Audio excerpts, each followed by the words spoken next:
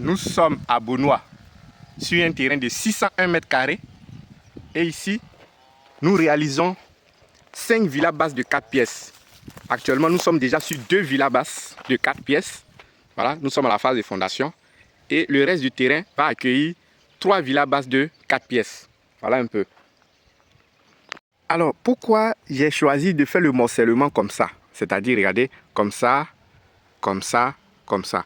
Donc, si on regarde bien ici, nous avons un terrain d'angle. Nous avons un terrain d'angle avec une première rue ici. Actuellement, je suis assis sur la rue. C'est-à-dire que cette position que nous avons là, c'est au niveau de la rue. Donc, nous avons une rue là et nous avons encore une seconde rue là. Donc, ici, cette zone-là, c'est notre terrain. Donc, notre terrain est à l'angle. Donc, qu'est-ce que moi j'ai fait? Avant même d'acheter le terrain, j'ai exigé certaines conditions. Donc, les agents immobiliers et moi, nous avons cherché le terrain pendant 3 mois. Et ici, le terrain me fait 17,15. Donc, ce côté-là me fait 17 mètres 15. Et ce côté-là me fait 35 mètres. Vous voyez?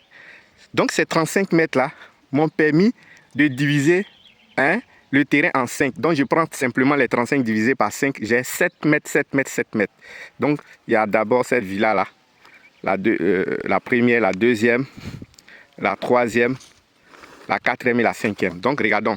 Donc, la villa 1 est là, la 2 est là, la 3 est là, la 4 est là, la 5 est là. Donc, chaque terrain ici, si vous voulez, chaque petit lot ici, fera 17,15 sur 17,15 comme ça, sur 7 mètres.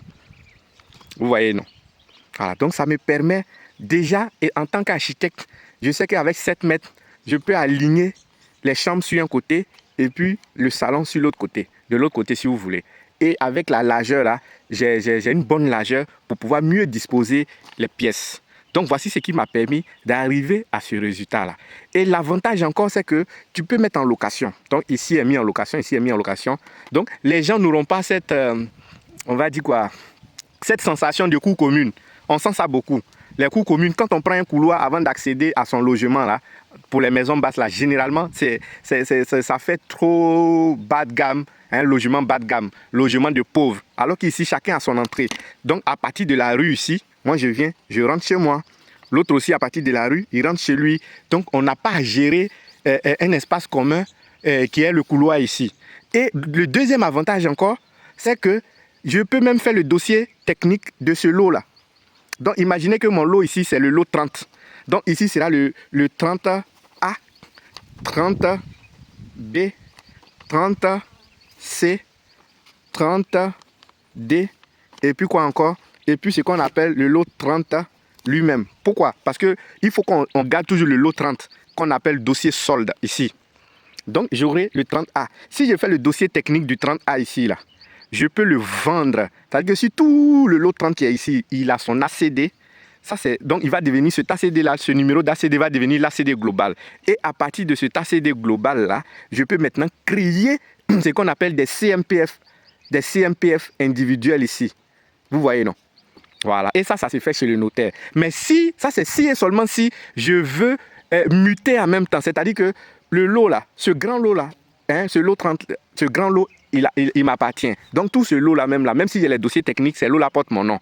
Maintenant, si je veux que le 30A là passe au nom de quelqu'un d'autre, c'est qu'on doit faire ça devant le notaire. Mais avant même que le gars ne dise que lui veut acheter, moi je peux déjà introduire, sans passer par le notaire, je peux introduire le morcellement en mon nom propre de ces lots là.